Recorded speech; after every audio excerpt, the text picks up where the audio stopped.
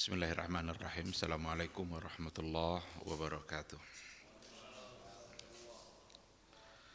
Innal hamdalillah nahmaduhu wa nasta'inuhu wa nastaghfiruh wa na'udzu billahi min syururi anfusina wa min sayyiati a'malina. May yahdihillahu fala mudhillalah wa may yudlilhu falan tajida lahu waliyyan mursyida. Asyhadu an la ilaha illallah wahdahu la syarikalah wa asyhadu anna Muhammadan abduhu wa rasuluh la nabiyya wa la rasula ba'dah. Ikhwati fillah, ma'asyiral hadirin wal hadirat, bapak-bapak, ibu-ibu yang dimuliakan Allah, kembali kita bersyukur pada Allah Subhanahu wa taala pada pagi hari yang penuh berkah ini. Alhamdulillah kita kembali dibangunkan oleh Allah dari tidur kita. Mudah-mudahan bangunnya kita dari tidur itu bisa membuat kita semakin banyak berzikir, banyak bersyukur kepada Allah yang memang memberikan kehidupan. Kita tidak bisa berbuat apapun, sekecil apapun dalam kehidupan kita, kecuali hanya atas izin dari Allah Subhanahu wa ta'ala. Dan itu berupa nikmat yang harus kita syukuri, dan kalau kita bersyukur maka Allah akan menambah nikmat itu. Mudah-mudahan kita selalu sehat, mudah-mudahan kita selalu diberikan semangat untuk belajar dan semangat untuk mengamalkan apa yang sudah kita dapatkan. Sama-sama kita juga harus memperbanyak salawat dan salam untuk Rasulullah sallallahu alaihi wasallam. Allahumma salli ala Muhammad wa ala ali Muhammad. Mudah-mudahan sosok figur yang diutus oleh Allah untuk menyampaikan sebuah risalah, risalatul Islam, satu-satunya risalah yang diakui di sisi Allah Subhanahu wa taala, hendaknya selalu kita taati, hendaknya selalu kita tauladani.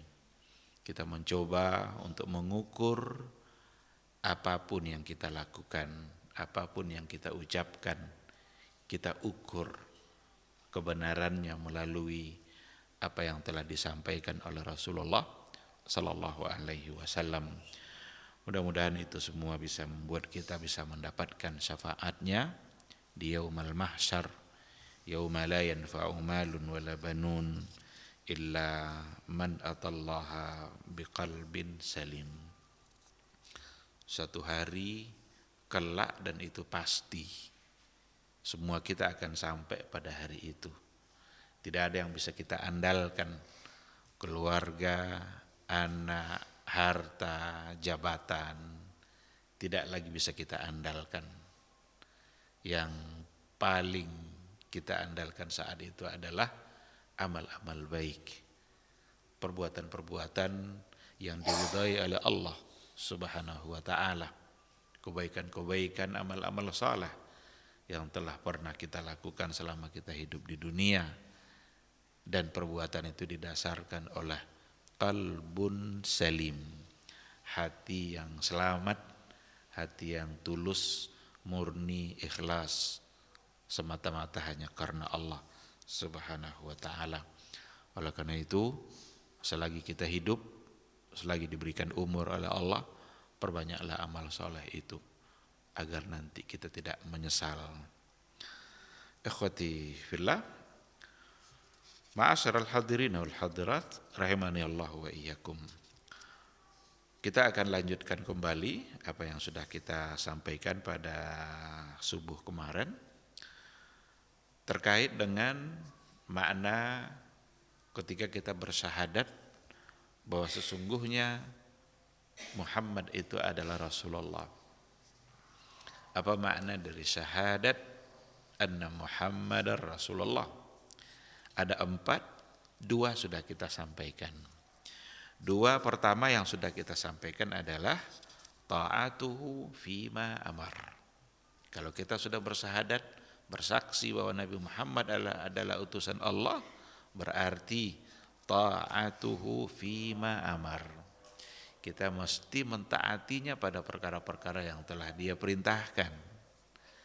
Yang kedua, tasdiquhu fima akhbar. Kita harus membenarkan, enggak boleh mendustainya. pada perkara-perkara yang telah beliau sampaikan. Ini yang terakhir, yang kemarin yang sudah kita bahas. Banyak hal yang disampaikan oleh Rasulullah Sallallahu Alaihi Wasallam. Ada hal-hal yang perkara-perkara gaib yang datang dari Nabi kita. Karena beliau yang menyampaikannya, maka wajib bagi kita untuk mempercayainya, meskipun terkadang secara zahir enggak nyambung oleh akal. Maka kebenaran yang dibawa oleh Nabi itu tidak diukur melalui sesuai atau tidak sesuai oleh akal manusia. Karena masing-masing manusia punya akal. Kalau seandainya syariat ini berpatokankan kepada akal, lalu akal siapa yang mau kita pegang? Akal siapa yang mau dijadikan tumpuan kebenaran itu? Sulit. Ada si A, dia punya akal juga. Si B juga punya akal. Dan akalnya dua-duanya biasanya tidak sama, bertingkat-tingkat. Ada orang yang punya tingkat kecerdasan yang sedang, ada orang yang punya tingkat kecerdasan yang lebih, bahkan ada yang sangat lebih. Ulama-ulama Islam pada masa dahulu adalah orang-orang yang diberikan kecerdasan yang luar biasa oleh Allah. Imam Syafi'i, Abu Hanifah, Imam Malik, Imam Ahmad, itu orang-orang cerdas semua. Tetapi mereka tidak mengandalkan akalnya, semata-mata akalnya dalam membenarkan syariat. Akal itu hanyalah wasilah. Akal itu hanyalah sarana yang diberikan oleh Allah Subhanahu wa taala dalam pelaksanaan syariat ini. Maka tidak ada taklif pada orang yang tidak berakal. Tidak ada taklif, tidak ada pembebanan hukum bagi orang-orang yang tidak berakal. Orang gila tidak ada kewajiban bagi dia. Kenapa? Tidak ada akalnya. Anak kecil belum diwajibkan perkara-perkara agama karena akalnya belum cukup untuk diberikan beban. Nah, oleh karena itu syariat ini kalau datang dari Allah dalam Al-Qur'annya dan datang pula dari Rasul dalam hadis-hadisnya yang sahih, yang dapat diterima, yang makbul, maka kewajiban kita menerimanya. Tidak lagi perlu untuk kita ukur iya tidak, sejalan tidak ini dengan akal. Karena banyak hal nanti yang akan kita tolak dan terjadi dalam fakta sejarah. Kenapa banyak orang menolak perkara-perkara gaib? Karena mereka mengukurnya dengan akal. Ada orang menolak azab kubur. Ada orang menolak pertanyaan mungkar dan nakir dalam kubur. Ditolaknya. Kenapa demikian? Ya, yang pertama dibawa juga kepada landasan-landasan syar'inya dikarenakan oleh hadisnya kebanyakan adalah hadis-hadis ahad kata mereka. Padahal persoalan akidah yang tidak mungkin ditetapkan pakai dalil atau hadis ahad. Ini lagi-lagi akal, logika akal dia yang mereka pakai. Padahal ketika ada sebuah hadis, mau ahad dia, mau mutawatir hadisnya, asal dia hadis yang sahih, maka bisa kita gunakan untuk menetapkan persoalan akidah. Karena Rasul yang menyampaikan dan diyakini bahwa dia benar-benar menyampaikannya. Oleh karena itu, sekali lagi, tasdiqu fima amar, ini konsekuensi dari ucapan asyhadu anna Muhammadar Rasulullah. Ketika kita berucap itu, berarti kita harus membenarkan apa saja yang telah diberitakan oleh Rasulullah sallallahu alaihi wasallam. Ikhwati fillah, sekarang kita akan masuk pada poin yang ketiga. Yang ketiga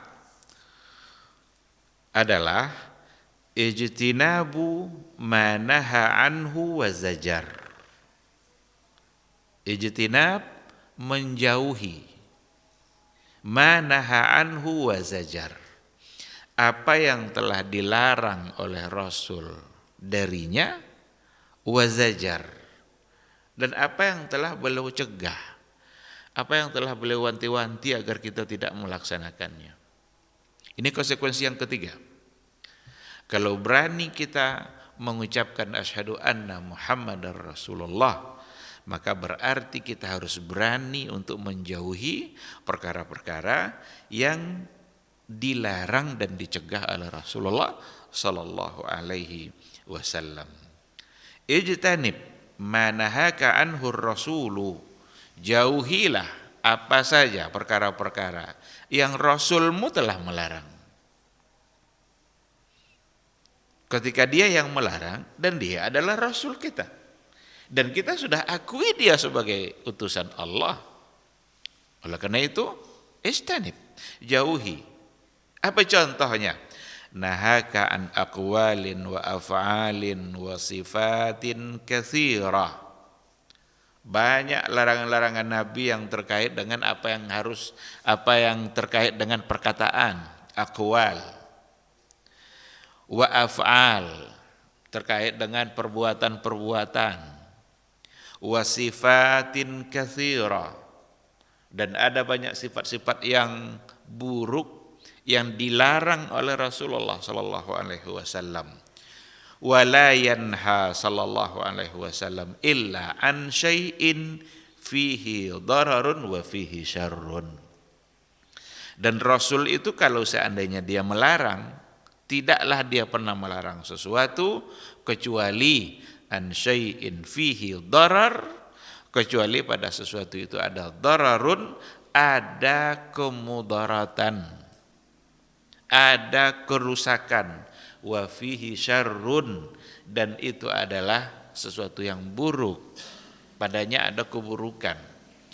Mustahil Nabi kita melarang sesuatu ternyata dia baik. Jadi kalau ada orang hari ini membolehkan sesuatu yang ternyata telah dilarang oleh Rasulullah sallallahu alaihi wasallam, berarti dia menganggap pada sesuatu yang dibolehkannya itu ada kebaikan, padahal Nabi melarang, dan Nabi melarang pasti di situ ada keburukan. Maka membolehkan yang dilarang Nabi berarti kita telah menuduh Nabi kita menyembunyikan kebaikan itu. Luar biasa bahayanya membolehkan perkara-perkara yang dilarang oleh Rasulullah sallallahu alaihi wasallam. Karena Nabi sudah larang. Nabi melarang karena di situ ada kemudaratan. Sekarang dibolehkan. Berarti kita tuduh Rasul kita menyembunyikan satu kebaikan, dan itu mustahil. Karena sifat Rasul itu adalah tabligh, dia menyampaikan segala yang telah diperintahkan oleh Allah Subhanahu wa taala. Jadi secara garis besar ada pada 3 hal. Yang pertama aqwal, pertama perkataan. Perkataan-perkataan buruk banyak dalam hadis-hadis Nabi, di mana itu adalah hal-hal yang dilarang oleh Rasulullah sallallahu alaihi wasallam. Apa contohnya? Berbohong. Berbohong itu kan perkataan yang buruk, dan itu akan menimbulkan berbagai macam bentuk kerusakan. Kebohongan itu akan melahirkan dosa-dosa dalam kehidupan kita. Kebohongan akan melahirkan kemaksiatan-kemaksiatan berikutnya dalam kehidupan kita. Maka Nabi sangat melarang sekali. Bahkan ada di antara sahabat yang minta yang agar dia menjadi baik dalam hidup ini, apa yang harus dia lakukan. Satu saja pesan Rasul kepada dia, jangan berbohong. Iya dibilang iya, tidak dibilang tidak. Karena berbohong berarti akan menimbulkan berbagai macam kerusakan dalam kehidupan. Ada hak-hak orang lain yang akan terabaikan dengan kebohongan-kebohongan yang kita lakukan. Maka itu bagian dari larangan yang harus kita tinggalkan. Karena yang melarangnya adalah Rasul kita. Yang melarang adalah utusan Allah Subhanahu wa ta'ala. Dan juga dari bentuk af'al, perbuatan. Jadi kesalahan itu bisa datang dari perkataan, bisa datang dari perbuatan. Mengatakan sesuatu yang tidak sesuai dengan kenyataan, berarti itu adalah bohong. Tapi juga bisa nanti dalam bentuk af'al, dalam bentuk perbuatan kita, penyimpangan-penyimpangan dalam bentuk perbuatan yang Nabi juga sudah melarangnya. Ketika Nabi melarang, pasti di situ ada kerusakan dan pasti akan melahirkan kerusakan dan keburukan dalam kehidupan. Apa kata Rasul? Contohnya, wala tajassasu, wala tadzalamu, wala tadabaru. Janganlah kalian saling tajassus. Apa tajassus itu? Tajassus itu mengintip-intip, mencari-cari kesalahan orang lain. Ini af'al. Wala tadzalamu, dan jangan pula kalian saling berbuat zalim, saling menganiaya. Larangan dari Rasul. Dan itu larangan yang datang dari Rasulullah sallallahu alaihi wasallam itu sebagai penguat dari apa yang juga dilarang di dalam Al-Qur'an. Karena Nabi itu fungsinya kan salah satunya adalah memperkuat apa yang ada di dalam Al-Qur'anul Karim. Wala tanabazu bil alqab. Janganlah kalian saling memanggil dengan sebutan-sebutan yang lakap-lakap yang tidak baik. Ketika Nabi larang, pasti akan bermasalah. Ada orang memanggil seseorang dengan kekurangan yang ada pada diri dia. Jadi dipanggilnya seseorang itu padahal namanya ndak itu. Tapi dipanggilnya dengan apa yang ada pada kekurangan diri dia. Ini akan bisa melahirkan permusuhan. Maka dulu ketika Abu Dzar memanggil Bilal, Abu Dzar Al-Ghifari, sahabat Rasulullah sallallahu alaihi wasallam, dia terlanjur memanggil Bilal bin Rabah dengan panggilan yang membuat Nabi marah. Apa kata Bilal? Ya banas sauda, wahai anak budak hitam. Bilal memang hitam karena dia dari keturunan negro, berasal dari kalangan budak. Tapi dalam Islam kemuliaan kita tidak ditentukan oleh status sosial. Jadi kalangan budakkah dia, kalangan orang merdekakah dia, tidak status sosial yang menentukan kemuliaan kita di sisi Allah Subhanahu wa ta'ala. Karena yang menentukan kemuliaan kita adalah ketakwaan kita kepada Allah. Siapapun orangnya. Sekarang dipanggillah oleh Abu Dzar, ya benar sauda. Membuat Rasul tidak suka dengan panggilan itu. Kata Rasul, ya Abu Dzar, innaka rajulun fika bru'um minal jahiliyah. Atau kama qala Rasulullah sallallahu alaihi wasallam. Wahai Abu Dzar, sungguh dalam diri kamu masih tersisa unsur-unsur jahiliyah. Karena dia memanggil dengan panggilan yang tidak baik. Walaupun benar, jujur dia dalam memanggil itu. Sekarang ada kawan kita agak pincang jalannya.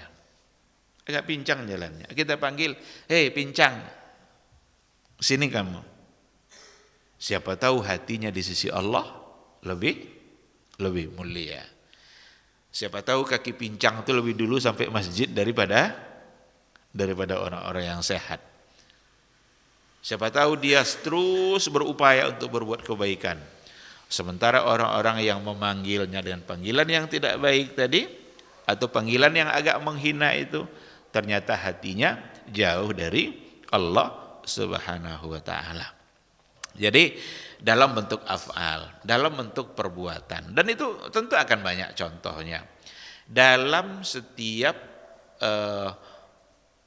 aktivitas dan kerja keseharian kita, itu sebenarnya punya potensi untuk berbuat salah. Dalam semua aktivitas kita, sebagai apa kita? Ada potensi untuk berbuat salah. Dan Nabi melarang, jangan lakukan hal-hal yang salah itu, karena pasti akan mendatangkan kerusakan. Sebagai petani di kebun, sebagai pedagang di pasar, sebagai pegawai di kantor, sebagai dosen di kampus, sebagai penceramah di atas mimbar, ada ndak potensi berbuat salah? Semua ada. Kalau dia tidak punya iman, dia hanya akan memikirkan keuntungan dunianya. Dan dengan memikirkan keuntungan dunia semata, mungkin saja dia akan terjebak pada kesalahan, karena yang dipikirkannya memang adalah keuntungan dunianya. Semua. Dan itu semua adalah ujian dari Allah. Imanlah yang akan benar-benar membuat kita selamat. Kalau benar-benar kita ingat wasiat-wasiat Rasulullah sallallahu alaihi wasallam. Kalau kita ingat wasiat-wasiat Rasulullah sallallahu alaihi wasallam dalam kehidupan kita, dan itu adalah bagian dari keimanan. Bagian dari memaknai syahadat anna Muhammadar Rasulullah. Maka insya Allah kita akan selamat. Apa kata Rasul? Ittaqillaha haitsuma kunta. Ittaqillah haitsuma kunta. Bertakwalah kepada Allah dimanapun kalian berada. Ungkapan dimanapun kalian berada masuk kita semuanya dalam berbagai profesi yang kita punya. Haitsuma kunta. Wa atbi'is sayyi'atal hasanah. Ikutkanlah kesalahan-kesalahan yang telah terlanjur kalian lakukan itu al-hasanah. Ikutkan dengan kebaikan. Dan ungkapan yang kedua dari Nabi ini menggambarkan kemungkinan terjadinya kesalahan dalam setiap aktivitas kita, profesi kita. Atbi'is sayyi'ah, ikutkan kesalahan yang sudah terlanjur itu, ikutkan dengan hasanah, kebaikan. Bagaimana caranya? Salah satunya istighfar. Istighfar. Jadi setiap kali kita menyadari ada kesalahan, ikutkan dengan kebaikan. Salah satunya istighfar. Astaghfirullah. Istighfar itu benar-benar rahmat dan nikmat Allah dalam kehidupan kita. Bahkan kita diminta untuk beristighfar sebanyak-banyaknya. Rasul yang terpelihara dari kesalahan saja beristighfar dalam sehari 100 kali. Itu berdasarkan kepada hadis. Padahal dia adalah orang yang sudah terjamin masuk surga, atau dia sudah terpelihara dari berbagai dosa. Tapi istighfarnya 100 kali dalam satu riwayat. Nah, apakah kita tidak bersemangat untuk memperbanyak istighfar. Padahal dalam berbagai kegiatan sehari-hari kita selalu saja diikutkan oleh dosa. Bahkan tidak ada hari kita yang tanpa dosa. Coba sekali-kali muhasabah diri kita. Setiap mau tidur muhasabah. Berapa dosa yang dilakukan hari itu? Berapa amal soleh yang dilakukan hari itu? Mana yang lebih banyak? Jangan-jangan setiap hari yang lebih banyak adalah dosa. Tidakkah wajar untuk memperbanyak istighfar? Istighfar itu benar-benar kasih sayang Allah dalam kehidupan kita. Karena dengan beristighfar, dosa-dosa kita bisa terhapus. Sedangkan selesai sholat saja, apa ungkapan pertama yang kita ucapkan? Baru kita salam. Assalamualaikum warahmatullahi, assalamualaikum warahmatullahi. Kata pertama yang terucap apa? Astagfirullah. Itu selesai sholat. Apalagi kalau selesai pulang dari kantor, pulang dari pasar. Berapa banyak mata kita terpandang kepada hal-hal yang dilarang oleh Allah. Berapa kali telinga kita mendengar hal-hal yang ternyata terlarang, tidak dibolehkan. Kalau selesai sholat saja kata pertamanya adalah istighfar, tentu saja untuk hal-hal yang lain harus lebih banyak istighfarnya. Karena memang kita sebagai manusia, dan itu pula lah tabiat manusia. Allah menciptakan kita punya sifat seperti itu, terjatuh kepada kesalahan dan dosa. Tapi ketahuilah bahwa surga itu tidak diciptakan untuk yang tidak berdosa. Karena kalau gitu tidak ada isi surga nanti. Tapi surga diciptakan oleh Allah untuk orang-orang berdosa yang memohon ampun kepada Allah. Berdosa dia, tapi dia memohon ampun kepada Allah. Karena semua kita berdosa. Apa beda antara Adam dengan iblis? Dua-duanya sama-sama terjatuh pada kesalahan. Iblis angkuh, sombong, berhasil dia menggoda Adam sampai terjebak pada kesalahan yang membuat Adam keluar dari surga, dikirim ke muka bumi ini. Tapi Adam beristighfar, iblis tidak. Adam mengakui kesalahannya, iblis tidak. Pada akhirnya Adam akan kembali ke surga, iblis tetap berada pada neraka, bahkan untuk selama-lamanya. Jadi surga untuk kita-kita yang bersalah, kemudian kita bertaubat dan beristighfar kepada Allah. Sedangkan neraka untuk orang-orang yang tidak mau mengakui kesalahannya. Kita adalah Bani Adam, kita adalah keturunan Adam, karena Nabi kita, Abul Bashar, Bapak manusia itu, mengakui kesalahannya, maka kita juga sebagai anak-anaknya, anak cucunya, harus terus mengakui kesalahan-kesalahan kita di hadapan Allah, dan Allah akan mengampuni semua dosa itu. Hatta walau kana mithla zabadil bahri. Meskipun dosa kita sama banyaknya dengan buih di lautan. Nah jadi ikhwati fillah, mari sama-sama kita jaga aqwal, af'al, baik perkataan kita atau perbuatan kita, agar tidak menyelisihi atau menyalahi apa yang telah digariskan oleh Rasul. Mana yang dilarang oleh beliau, itu pula yang harus kita tinggalkan. Mana yang disuruhnya, itu pula yang kita amalkan. Tapi seandainya kita tersalah, seandainya terlanjur, Nabi juga memberikan bimbingan untuk kesalahan-kesalahan itu. Wa atbi'is sayyi'atal hasanah. Ikutkan hal-hal yang sudah terlanjur salah yang dilakukan, ikutkan dengan kebaikan.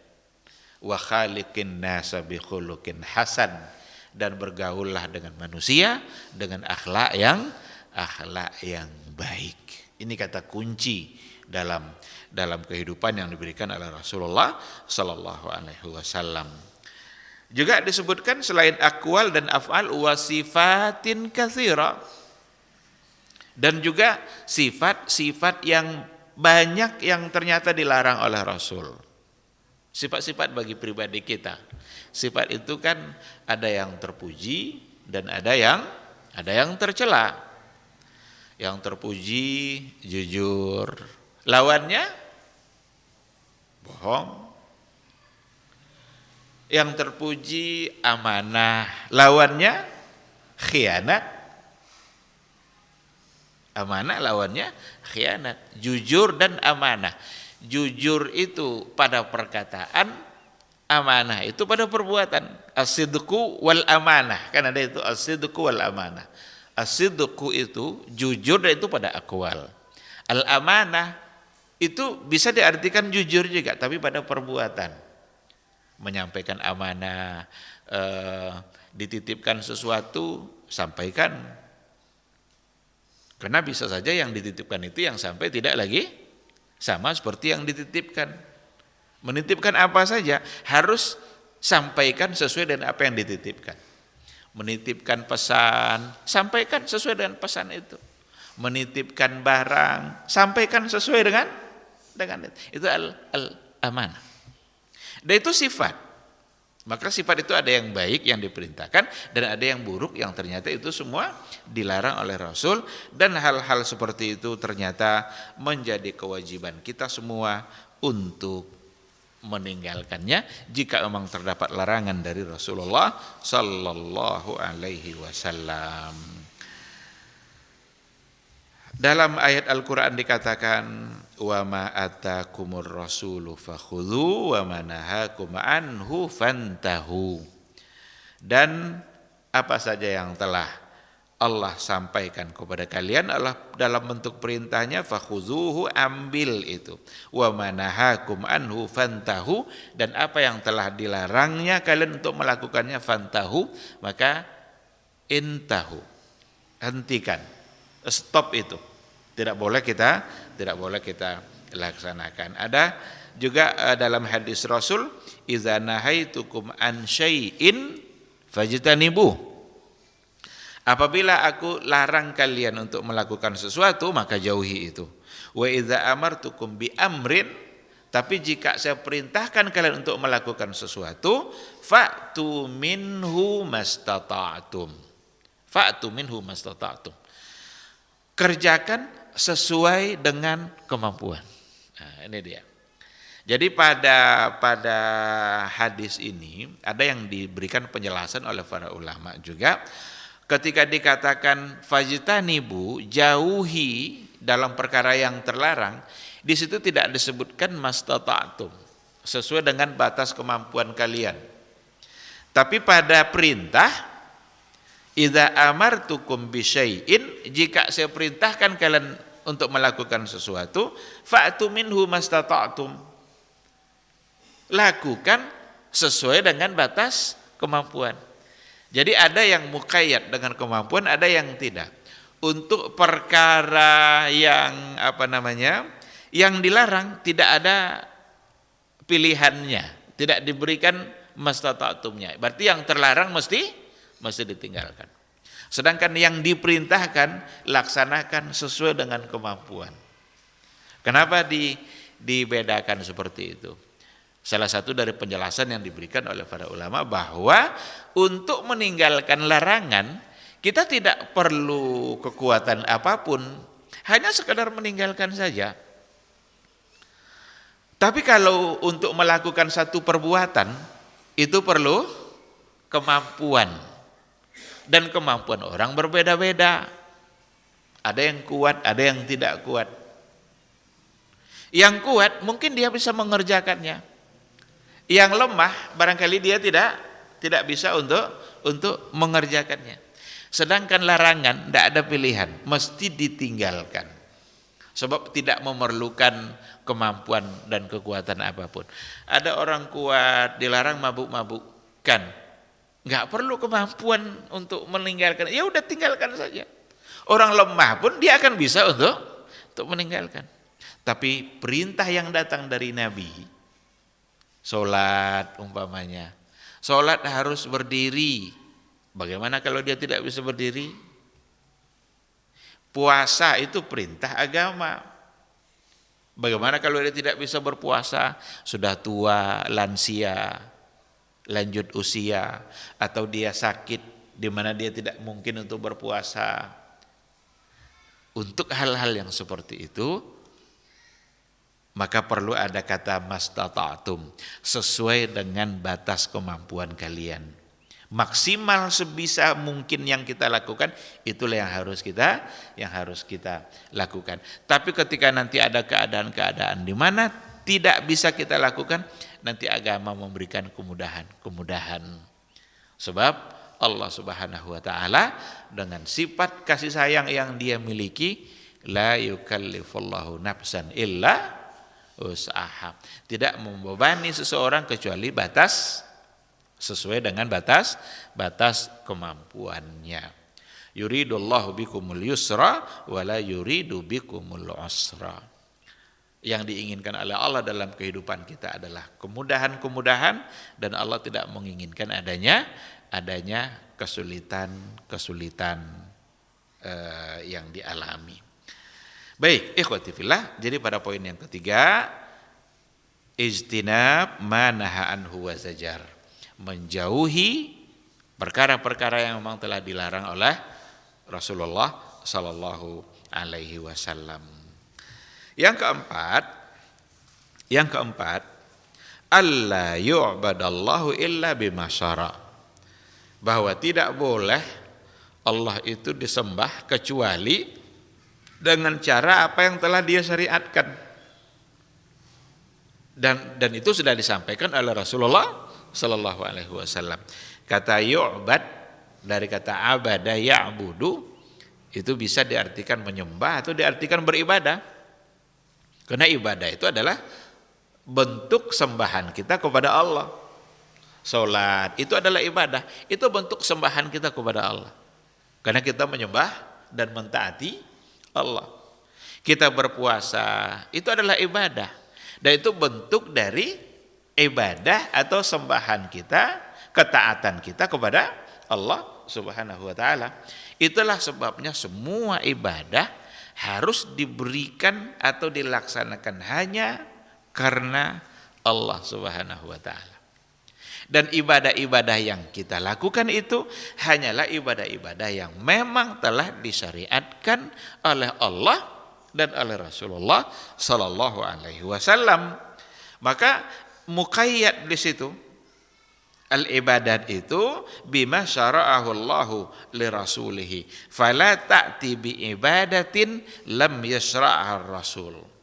Jadi jangan sekali-kali pernah melakukan satu ibadah, mengerjakan satu ibadah yang ternyata di situ tidak ada syariat, tidak ada pensyariatannya dari Allah dan dari Rasulullah sallallahu alaihi wasallam.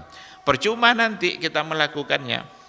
Karena kita berarti beribadah menyembah Allah tidak sesuai dengan apa yang dia syariatkan.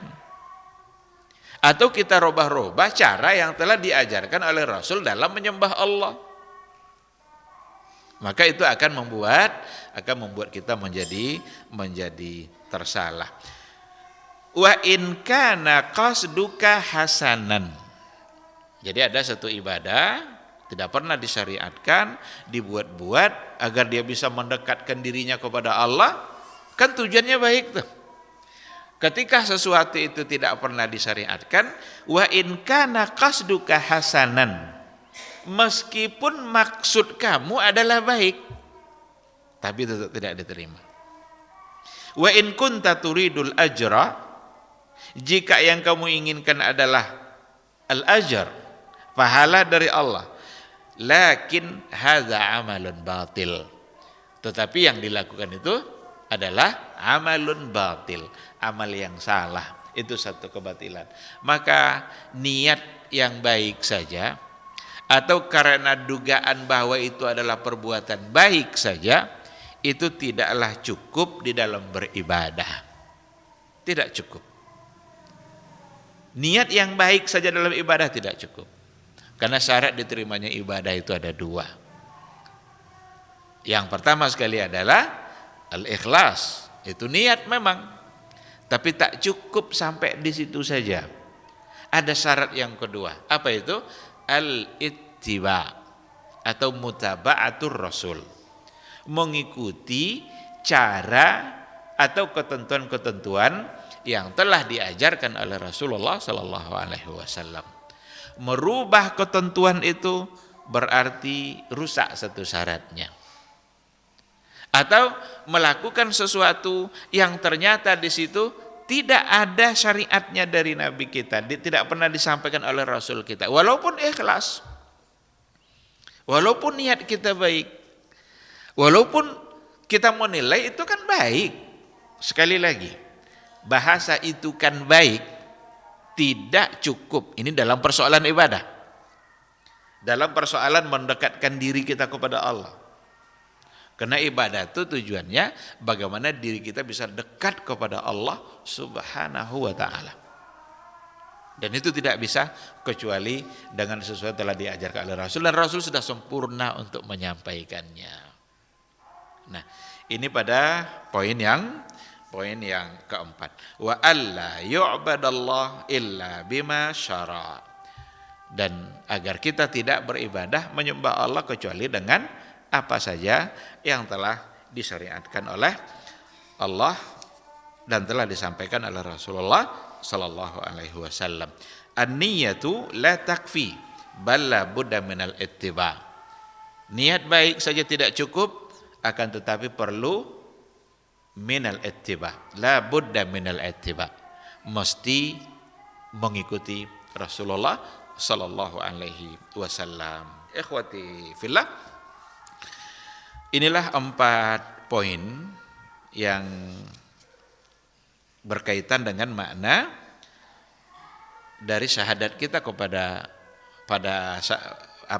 penggalan yang kedua dari kalimat syahadat yang kita ucapkan.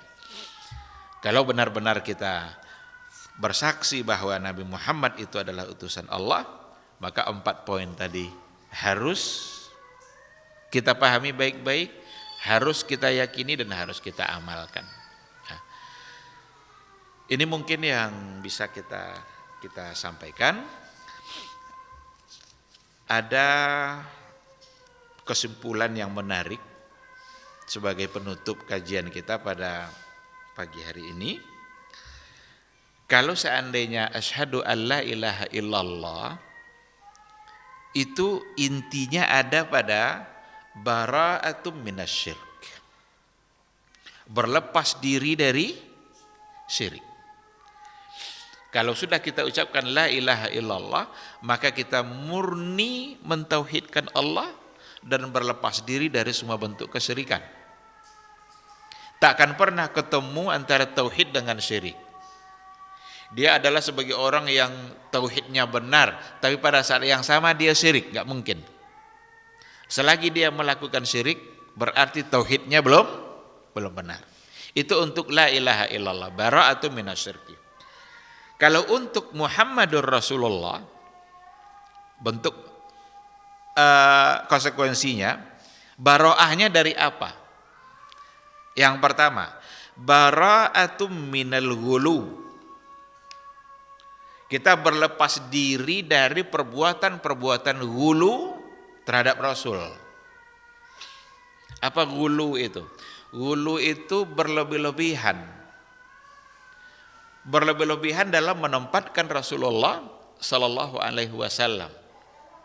Tidak lagi dia semata-mata sebagai Rasul, tapi posisinya berubah lebih dari sebagai Rasul. Bahkan ada yang menjadikan Rasul sebagai tempat meminta-minta. Berarti sudah terjadi di situ ghulu. Berlebih-lebihan dalam menempatkan Nabi. Karena Nabi adalah basyarun yuha ilaih. Rasul itu adalah manusia biasa, tetapi dia diberikan wahyu. Ketika kita katakan Rasul itu manusia biasa, kita tidak sedang menghina dia, karena dia mau manusia. Dan dia yang melarang untuk melakukan perbuatan-perbuatan ghulu itu, perbuatan-perbuatan yang berlebih-lebihan. Kata Rasul apa? La tanatta'u. Atau juga ada la taghlu fi dinikum. Itu ayat. Jangan kalian tanatta'u. Jangan berlebih-lebihan dalam terhadap saya. Kama yatanatta'an nasara. Sebagaimana dulu orang-orang Nasrani ghulu terhadap Isa. Karena orang Nasrani menempatkan Isa sebagai anak Tuhan. Lalu kata Rasul, ana Rasulullah wa ana Abdullah. Saya adalah Rasul Allah, tapi saya adalah hamba Allah. Oleh karena itu, tidak boleh kita jadikan Rasul sebagai tempat meminta, atau sekarang karena Rasul sudah wafat, kita jadikan cara bertawassul dalam doa kita dengan membawa-bawa Rasul untuk dikabulkan doa. Dalam artian dijadikan tempat bertawassul. Walaupun ini ada pandangan-pandangan yang berbeda di kalangan para ulama dalam persoalan tawassul. Tawassul bijahir Rasul umpamanya, bertawassul dengan kemuliaan Nabi. Ada yang membolehkan, tetapi kalau kita baca keterangan-keterangan dari para ulama-ulama salaf yang berpegang kepada manhajnya Rasul dan para sahabat, nampaknya memang mereka memilih untuk melarang melakukan tawassul bijahir Rasul, dengan kemuliaan Rasulullah sallallahu alaihi wasallam. Karena kemuliaan Rasul itu untuk Rasul. Kemuliaan itu adalah untuk Rasul. Kita bisa menjadikan cinta kita kepada Rasul sebagai tawassul, tidak apa-apa. Tapi bukan semata-mata karena kemuliaannya. Ya Rasulullah, dengan kemuliaan yang kamu miliki, ya Allah, dengan kemuliaan yang dimiliki oleh Rasulmu, ampuni saya. Apa hubungannya? Kemuliaan Rasul ya untuk Rasul. Rasul itu yang mulia. Kita kalau ingin menunjukkan ketaatan kita, cintai Rasul itu.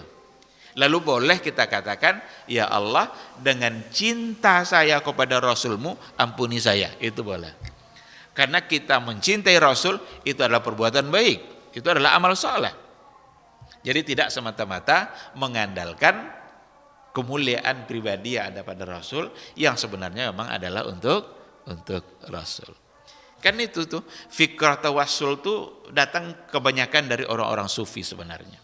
Pada sebagian orang sufi yang memulia-muliakan wali-wali mereka yang dianggap karamah.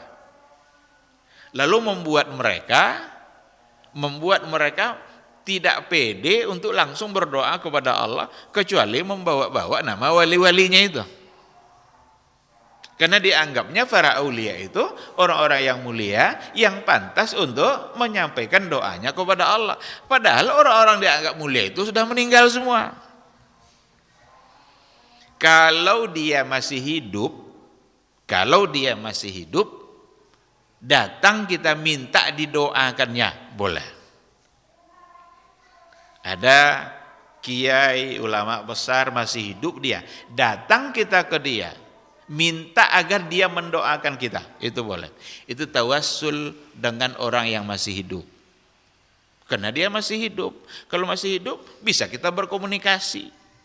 Dan bisa dia langsung menyampaikan doanya kepada Allah. Dan itu boleh. Kalau sudah meninggal, gimana caranya itu? Kita sudah tidak bisa berkomunikasi, dia juga sudah putus hubungannya dengan Allah, karena dia sudah ada pada alam barzakh, tinggal menunggu hari kiamat untuk nanti dipertanggungjawabkan amal. Jadi tidak boleh kita datang lagi ke kuburan-kuburan orang keramat itu, hei wali Allah, saya punya hajat ini, tolong sampaikan doa saya kepada Allah. Itu perbuatan orang-orang malas. Jadi bertawassul seperti itu, malas kita beribadah. Karena mengandalkan kebaikan orang lain untuk dikabulkan doa. Yang harus dilakukan itu adalah kita yang merajinkan diri kita untuk beribadah dan dekat kepada Allah, dan Allah terbuka pintu maafnya untuk siapa saja. Jadi tidak ada istilah minder, saya ini kan orang banyak dosa, jangan-jangan doa saya tidak diterima oleh Allah. Berapa banyak dosa Umar sebelum masuk Islam? Sebelum dia masuk Islam, masa jahiliyah, berapa dosanya? Tapi ternyata membuat dia dijamin, kalau setelah masuk Islam, dia dijamin masuk surga. Jadi bertawassul seperti itu, sekali lagi, itu kerja orang malas. Hanya mengandalkan kemuliaan orang lain untuk mendapatkan keampunan diri dia. Dan logika itu salah. Nggak boleh melakukan itu. Yang harus dilakukan sekali lagi, perbanyak ibadah, tambah rajin baca Quran, semangat untuk mengerjakan amal-amal soleh yang lainnya, dekatkan diri kita terus kepada Allah, lalu berdoa kepada Allah Subhanahu wa taala. Dan orang-orang seperti itu, siapa tahu dia ternyata menjadi orang-orang yang didengarkan doanya dan diterima oleh Allah Subhanahu wa taala. Kalau kepada nabi saja tidak boleh dilakukan seperti itu, apalagi kepada orang selain Rasul. Jadi bara'atum minal ghulu, berlepas diri dari perbuatan ghulu. Tidak boleh menempatkan nabi lebih daripada seorang rasul. Tidak boleh meminta-minta kepada rasul atau menjadikan perantara dalam doa. Yang kedua, bara'atum minat takdzibi lahu, berlepas diri dari semua bentuk mendustakan rasul. Jadi tidak boleh ada satupun yang kita dustakan dari Rasulullah Sallallahu Alaihi Wasallam ketika memang Rasul benar-benar telah menyampaikannya. Ketika berdasarkan kepada hadis-hadis yang sahih, terima itu, jangan pernah didustai. Sedangkan yang ketiga, bara'atum minal bid'ati fid din, berlepas diri dari hal-hal yang baru, yang bid'ah dalam perkara aslus syar'i. Aslus syar'i itu usulus syariah, dalam masalah-masalah prinsip. Karena banyak masalah-masalah prinsip yang kalau kita tersalah akan melahirkan kesalahan yang lain. Orang-orang Syiah umpamanya itu punya prinsip-prinsip yang sangat menyimpang, dan itu bid'ah. Pelaku bid'ah terbesar dalam sejarah perkembangan agama ini ada pada Syiah. Karena mereka merubah usul syar'. Jadi dulu memang istilah-istilah bid'ah itu kecenderungan digunakan pada perkara-perkara prinsip itu. Masalah Khawarij, masalah Murji'ah, itu ahlul bid'ah wal ahwa, Syiah. Kenapa mereka mendatangkan usulus syariah, hal-hal yang tidak pernah disampaikan oleh Rasulullah Sallallahu Alaihi Wasallam. Dan itu tentu akan panjang ceritanya. Kalau kita coba lihat bagaimana penyimpangan-penyimpangan yang terjadi pada mereka dan menyebabkan lahirnya berbagai macam kesalahan dalam beragama. Coba orang-orang Syiah, khususnya yang Rafidhah, karena Syiah itu banyak. Sekarang kalau kita bicara Syiah ya rata-rata Rafidhah. Ada dulu Syiah Zaidiyah yang lebih mendekati kepada Ahlus Sunnah. Tetapi sekarang ya bisa dikatakan tidak ada, entah di mana. Dulu ada di wilayah Yaman yang sering disebut dengan Al-Hadawiyah. Tetapi yang ada sekarang itu rata-rata adalah Rafidhah. Mereka itu mengkufurkan, mengafirkan para sahabat. Kalau sahabat yang kafir ya hilanglah syariat ini semuanya. Karena sahabat adalah orang-orang yang hidup pada masa Rasul, menyaksikan turunnya wahyu, tahu dia ayat ini kepada siapa, apa maknanya. Sekarang mereka yang dihukumkan kafir, kecuali beberapa orang saja. Ali, Mikdad kawannya Ali, Salman Al-Farisi. Ada berapa orang? 3 atau 5 orang aja katanya yang tidak murtad. Ini luar biasa penyimpangannya. Yang kalau itu diyakini oleh orang, maka akan membuat syariat ini runtuh semuanya. Karena berarti tidak lagi menerima apa yang disampaikan oleh Abu Bakar, Umar, Utsman, karena mereka kufur semua. Coba berapa bahayanya pemahaman orang Syiah itu. Dan ini bid'ah terbesar. Mereka kalau kita tanya, iyakah seperti itu? Semua mereka akan bilang tidak. Karena mereka punya konsep taqiyah. Taqiyah itu artinya berbohong. Jadi bohong itu rukun agamanya coba. Kurang apa penyimpangannya itu? Taqiyah namanya. Khomeini bilang seperti itu. Laulat taqiyah la zahaba mazhabuna ilal inqirat. Itu ungkapan Khomeini. Kalau bukan karena taqiyah, mazhab kita akan hilang, hancur, tidak ada lagi. Berarti taqiyah inilah cara paling ampuh untuk mempertahankan mazhab atau aliran Syiah. Dan dari segi usul syara' mereka luar biasa salahnya. Bahkan ada di antara konsep mereka itu mesti mukhalafat ahli sunnah. Mesti berbeda dengan ahli sunnah. Selagi bisa berbeda. Ini akan melahirkan berbagai macam ibadah yang salah. Karena konsep mereka harus berbeda. Dan itu semua akan menjadi salah. Karena tidak lagi membenarkan dan menerima apa yang disampaikan oleh Rasulullah sallallahu alaihi wasallam. Jadi bara'atum minal bid'ah fid din fi asli syar'. Pada aslus syar', pada prinsip-prinsip syariat, wa fil kaifiyah, dan pada cara-cara ibadah. Jadi berbeda pada aslus syar' itu akan berpengaruh nanti pada cara-cara ibadah. Coba orang Syiah, salamnya itu tidak salam kanan, salam kiri, tapi tepuk paha 3 kali. Kalau nampak nanti orang sholat, di akhir sholatnya dia tepuk paha 3 kali, itu pasti Syiah. Kenapa 3 kali? Pertama laknat untuk Abu Bakar, kedua laknat untuk Umar, ketiga laknat untuk Utsman. Karena bagi mereka yang bertiga ini adalah perampas kekuasaan. Yang seharusnya menjadi khalifah setelah Rasul adalah Ali. Nah, nampak kan luar biasa penyimpangan ketika aslus syar', usulus syariah itu bid'ah, menyimpang. Belum lagi kalau kita bicara umpamanya pada Khawarij, pada Murji'ah. Khawarij salah satu dari penyimpangannya adalah mengafirkan pelaku dosa besar.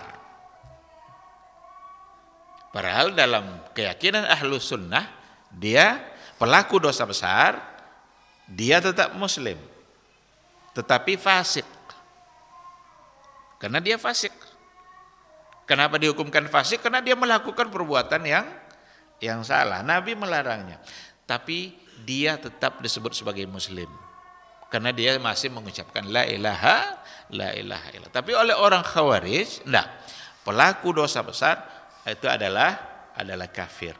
Maka yang suka mengafir-ngafirkan itulah Khawarij itu. Dan Syiah juga, karena sahabat saja dia kafirkan. Kalau sahabat saja kafir, apalagi orang-orang kayak kita yang tidak mau mengikuti ajaran mereka. Nah, itu tuduhan-tuduhan yang dulu pernah lahir dari orang-orang Syiah. Yang sekarang tuduhan-tuduhan itu diarahkan kepada para dai, para ulama yang mencoba untuk mengembalikan Islam ini kepada manhaj yang benar. Diberikan tuduhan-tuduhan seperti yang tadi. Padahal itu semua adalah perbuatan orang-orang Syiah yang karena memang mereka ingin menyebarkan keyakinannya. Jadi ada 3 konsekuensi dari asyhadu anna Muhammadar Rasulullah: berlepas diri dari gulu, berlepas diri dari takdzib, mendustai Nabi, dan berlepas diri dari hal-hal yang bid'ah dalam agama, khususnya dalam persoalan usul syariat dan pada al-kaifiyah, cara-cara dalam beribadah. Baik, ini mungkin yang bisa kita bahas pada pagi hari ini, mudah-mudahan bisa kita pahami bersama. Seandainya ada yang mau ditanyakan, satu atau dua, silakan. Silakan. Assalamualaikum.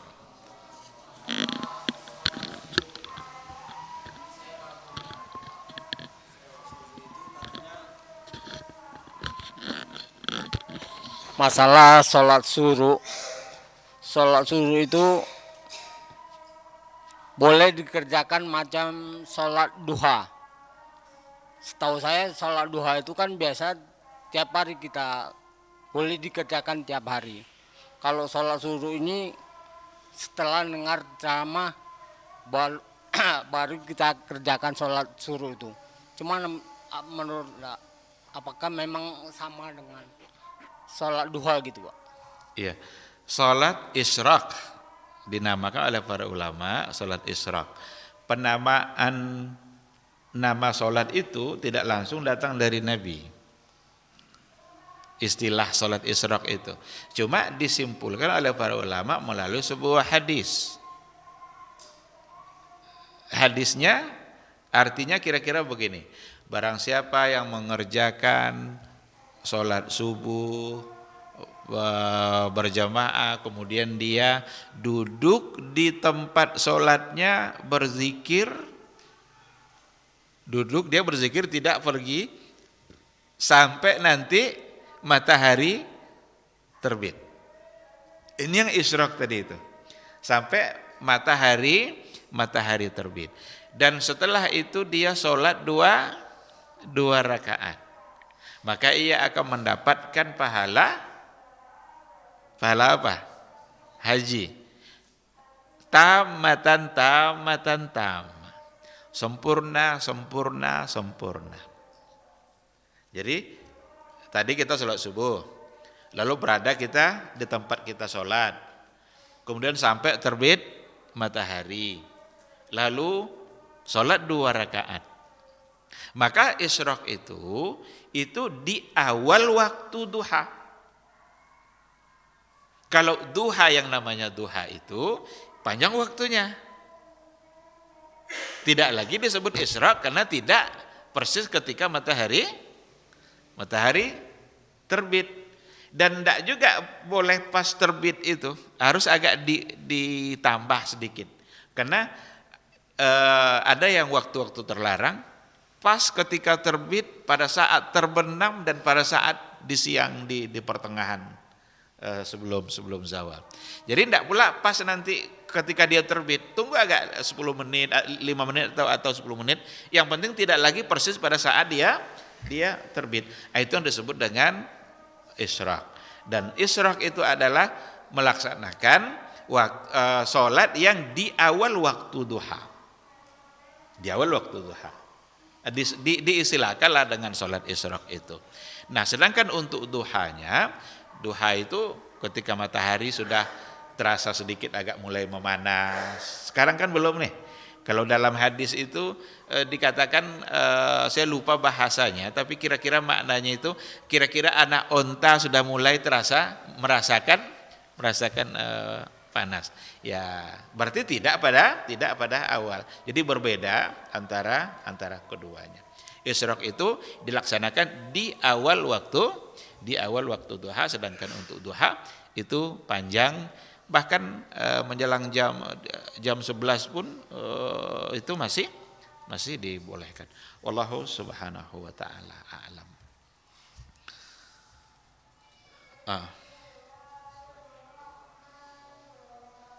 Waalaikumsalam.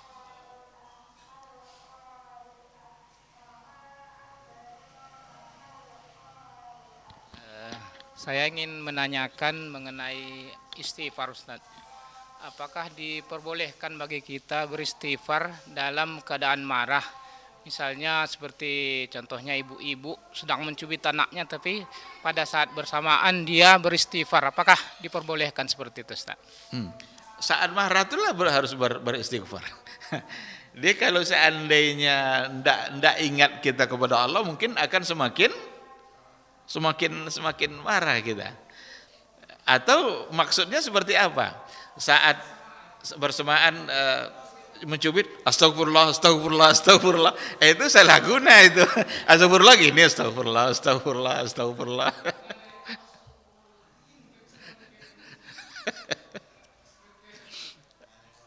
Ya, yang jelas istighfar itu dalam setiap keadaan. Pada saat emosi justru bagus untuk beristighfar. Itu bisa mengurangi kemarahan kita, sehingga tidak jadi bertambah marahnya, malah bisa menguranginya. Kalau Rasul menganjurkan kalau marah, seandainya dia dalam keadaan berdiri, maka duduk. Itu bisa mengurangi.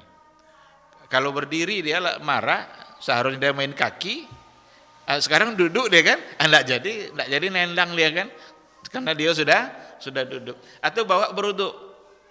Kalau marah bawa beruduk. Karena kemarahan itu dari setan, dan setan itu dari api, dan api bisa dipadamkan oleh air. Maka jika kalian marah, beruduk. Nah, tapi ada perilaku kadang ibu-ibu dia sambil mencubit anaknya lalu kemudian mengucapkan astagfirullah. Ya, cubitan seorang ibu untuk kesalahan anaknya itu pasti karena sayangnya, pasti karena dia tidak ingin anaknya itu terjatuh kepada hal-hal yang tidak baik. Maka perlu ada sanksi, perlu ada hukuman. Memberikan hukuman seperti itu tidak salah sebenarnya, karena itu baik bagi dia. Guru kepada anak-anaknya boleh tidak memberikan hukuman? Boleh, karena memang dia bersalah. Kalau tidak diberikan hukuman, dia anggap nanti yang salah itu biasa saja, karena tidak dikatakan bahwa itu salah. Tapi ketika salah lalu dihukum, sebenarnya di situ ada didikan bahwa yang salah ini kamu tidak pantas melakukannya, yang pantas adalah mendapat hukuman. Nah, sekarang tidak boleh itu guru menghukum anak-anaknya, bisa kena laporkan. Kalau ada guru cubit anak-anak muridnya, itu bisa kena laporkan. Mau jadi apa kita kalau seandainya tidak boleh menghukumi anak-anak yang salah? Hukumlah boleh, tapi hukumnya adalah dengan sesuatu yang jangan keterlaluan, dan sesuatu yang punya nilai didikannya. Ada nilai didikannya. Tapi kalau dihukumi dia dengan hal-hal yang tidak pantas, ya itu tidak baik juga. Karena ada hukuman-hukuman, Nabi pun pernah memberikan hukuman kepada sahabatnya. Itu Ka'ab ibn Malik, ketika orang semua pergi berperang, ada 3 sahabat yang tidak ikut dalam perang Tabuk. Salah satunya adalah Ka'ab ibn Malik. Tidak ikut dia berperang, sementara sahabat ikut semua. Kenapa tidak? Musim panas. Ketika itu musim panas, musim panen korma, kan banyak tantangannya itu kan. Ka'ab tidak ikut dia. Apa sanksinya oleh Nabi? Jangan jawab salam Ka'ab itu. Jangan ucapkan salam dan jangan pula jawab salamnya. Itu ternyata luar biasa terapinya bagi seorang Ka'ab itu. Kalau salamnya tidak dijawab, itu kan hukuman itu kan. Sampai pada akhirnya Ka'ab mengikat dirinya di tiang Masjid Nabawi. Ikatnya, jangan ada yang melepaskan ikatan ini kecuali Nabi.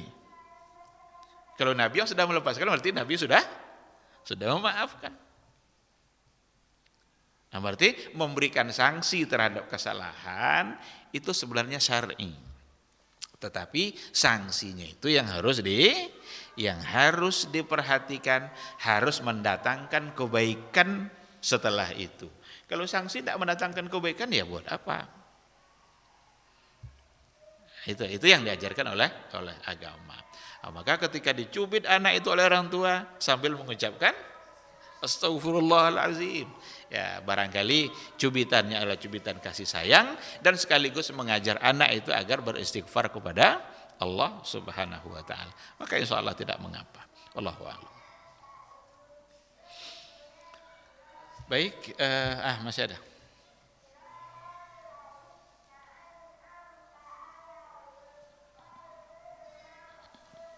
Assalamualaikum warahmatullahi wabarakatuh. Saya mau nanyakan masalah penambahan abduhu pada syahadat yang kedua, asyhadu alla ilaha illallah, asyhadu anna Muhammad abduhu wa rasuluh. Itu sebagai ucapan dalam apa gitu? Itu perlu diperhatikan. Umpamanya azan umpamanya. Jangan diraba-raba. Kan ada muazin, asyhadu an la ilaha illallah, asyhadu an la ilaha illallah, asyhadu anna Muhammadar rasulullah. Jangan diraba-raba. Jangan ditambah-tambah arti asyhadu anna Muhammadan abduhu wa rasuluh. Itu sesuatu yang sudah bagus. Atau saat kita tasyahud, jangan diraba. Tapi nanti pada saat-saat kondisi di mana kita tidak dalam hal-hal yang seperti tadi, ya silahkan saja. Marilah kita berselawat kepada, kadang disebut Habibuna wa Syafi'una wa Sayyiduna. Silakan.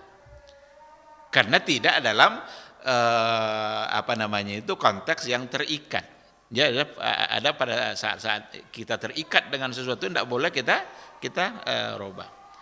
Pada saat kita mengucapkan selawat kepada Rasulullah umpamanya, lalu kita katakan Allahumma salli ala Muhammad wa ala ali Muhammad, itulah ungkapan yang diajarkan oleh Rasulullah sallallahu alaihi wasallam. Tapi ada saatnya nanti kita mengucapkan itu secara umum tanpa muqayyad, tanpa ditentukan oleh satu keadaan atau bentuk amal yang lain seperti yang tadi. Maka tidak mengapa, abduhu wa rasuluh. Dalam mukadimah umpamanya kan, mukadimah khutbah atau mukadimah ceramah, biasa orang bilang seperti itu. Karena tidak untuk sesuatu yang terikat. Jadi perlu diperhatikan. Seperti azan itu muqayyad. Orang Syiah juga punya azan yang penambahannya. Apa tambahannya oleh mereka? Jadi asyhadu anna aliyan hujjatullah. Jadi selesai dia bilang asyhadu alla ilaha illallah, asyhadu anna Muhammadar rasulullah, asyhadu anna aliyan hujjatullah.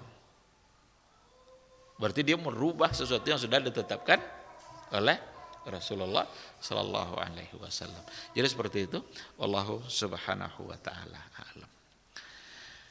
Baik, ikhwati fillah, barangkali sampai di sini kajian kita pada pagi hari ini. Mudah-mudahan bisa kita pahami yang benar semata-mata bimbingan dari Allah, dan yang salah itu karena kekurangan ilmu yang ada pada saya. Mudah-mudahan Allah memaafkan.